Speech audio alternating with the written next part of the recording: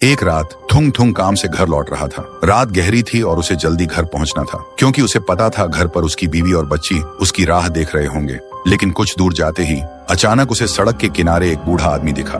उसका चेहरा अजीब सा था और उसके आसपास कुछ पुरानी गुड़ियाएं रखी थी जिन्हें वह बेच रहा था। देखते ही थुंग थुंग उसके पास गया और बोला, बाबा, इतनी रात में यहाँ दुकान लगा के रखे हो? भूतों को खिलौना बेच रहे हो क्या? ये सुनते ही बूढ़ा कांपते हुए बोला, नहीं बेटा, 3 दिन से कुछ नहीं खाया है, अब चलने की भी ताकत नहीं बची, इसलिए दिन रात यहीं पड़ा रहता हूँ, बस इस उम्मीद में कि कोई एक खिलौना खरीद ले। ये सुनते ही थुंग थुंग को तरस आ गया। उसने सोचा, एक गुड़िया ले लेता हूँ, इनका भी भला हो जाएगा और मेरी बेटी भी खुश हो जाएगी। फिर वह एक गुड़िया खरीद कर घर की तरफ लौटने लगा। लेकिन जैसे जैसे वह आगे बढ़ रहा था, उसके हाथ में उस गुड़िया का वजन अचानक बढ़ने लगा। इसलिए घबराकर वह वहीं रुक गया और गुड़िया को नीचे रख दिया। लेकिन तभी उसे उस बूढ़े की एक अजीब सी आवाज सुनाई दी। थुंग थुंग घबराकर पीछे मुड़ा, लेकिन वहां कुछ भी नहीं था, न वह बूढ़ा न कोई दुकान। थुंग थुंग को अब सच में डर लगने लगा। तभी उसके पीछे से एक और आवाज आई। यह सुनते ही थुंग थुंग डर के मारे पीछे मुड़ा, लेकिन वहां भी कोई नहीं था, सिर्फ वह गुड़िया थी जो अब सीधा उसकी तरफ देख रही थी। तभी वह गुड़िया बोली, पापा, मुझे भी घर ले चलो ना। बोलते ही उस गुड़िया का आकार धीरे धीरे बड़ा होने लगा। यह खौफनाक नजारा देखते ही थुंग थुंग की सांसें तेज हो गईं और अगले ही पल उसे जोर का दौरा पड़ा और वहीं गिरकर मर गया। फिर सुबह उसकी बीवी और बेटी को पता चला, एक गुड़िया के साथ मीरा के पापा की लाश रास्ते के किनारे पड़ी थी, जो वह मीरा के लिए ला रहे थे। लेकिन उन लोगों को यह नहीं पता था कि वह गुड़िया खुद चलकर पापा के पास आई थी, ताकि एक एक करके सबको अपना हिस्सा बना सके। और तब से ही मीरा ने उस गुड़िया को अपने पास रख लिया, अपने पापा की आखिरी निशानी मानकर। फिर धीरे धीरे वह गुड़िया मीरा को अपने बस में करती रही और फिर एक दिन उसने मीरा को भी अपना हिस्सा बना लिया। लेकिन पति और बेटी को खोने के बाद माँ पूरी तरह टूट चुकी थी। घर का वह आंगन जहाँ कभी मीरा खेलती थी, अब वहाँ सिर्फ मौत का सन्नाटा था। माँ की हालत पागलों जैसी हो गई थी। कभी रात को उसे लगता कि मीरा कमरे में बैठी रो रही है, तो कभी रसोई से वहीं छुरी चलने की आवाज आती। लेकिन जब वह वहां जाती तो दिखाई देता कोई नहीं था। अब वह दिन भर रोते हुए गांव गांव भटकती और चिल्लाती रहती, मीरा, मीरा, मेरी बच्ची, वापस आजा बेटा। पति के मरने के बाद वह टूटी जरूर थी, लेकिन मीरा के जाने के बाद वह पूरी तरह बिखर गई थी। फिर एक दिन दोपहर के 12 बजे श्मशान के आसमान में कौवों का झुंड उड़ रहा था, जैसे कुछ भयानक होने वाला है। और बीच श्मशान में माँ अपने पति की कब्र के पास पड़ी फूट फूट कर रो रही थी, जैसे अब उन्हें किसी भी डर की कोई परवाह ही नहीं है।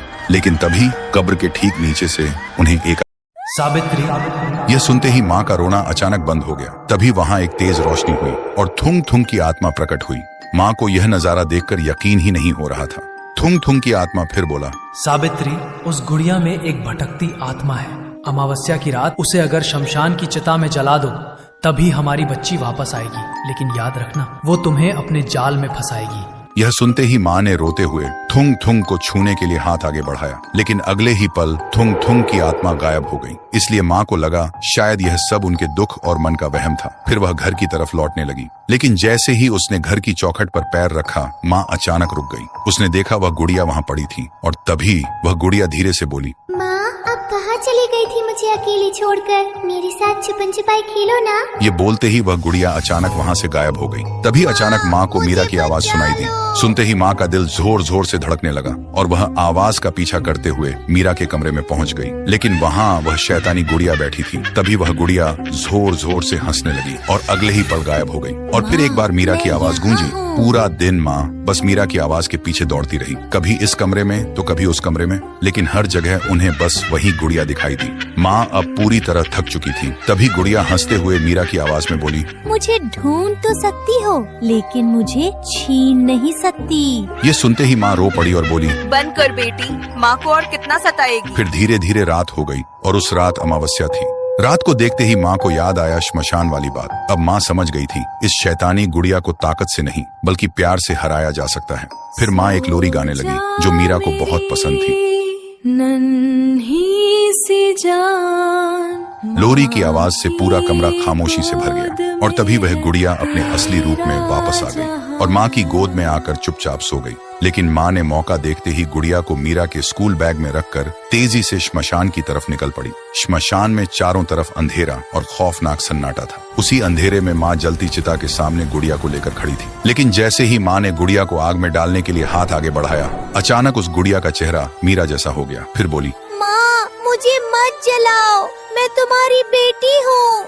सुनते ही माँ के हाथ कांपने लगे और उसकी आंखों से आंसू बहने लगे। माँ पीछे हटने ही वाली थी, लेकिन तभी माँ को अपने मरे हुए पति की बात याद आई। वो तुम्हें अपने जाल में फंसाएगी। तभी माँ ने आंखें बंद की और जोर से चीख कर बोली, तू मेरी बेटी नहीं है। और उसने बिना सोचे गुड़िया को चिता की आग में फेंक दिया। आग लगते ही गुड़िया से एक भयानक चीख निकली, जैसे कोई जिंदा जल रहा हो, और देखते ही देखते गुड़िया धीरे धीरे राख में बदल गई। माँ वहाँ से रोते हुए भागती हुई सीधा अपने घर आई। घर आते ही उन्होंने देखा मीरा दरवाजे के पास खड़ी है। ये देखते ही माँ की जान में जान आई और वह वहीं गिर के फूट फूट कर रो पड़ी। मीरा दौड़कर माँ के पास आई और माँ के गले लग गई, और उस दिन के बाद से उनके घर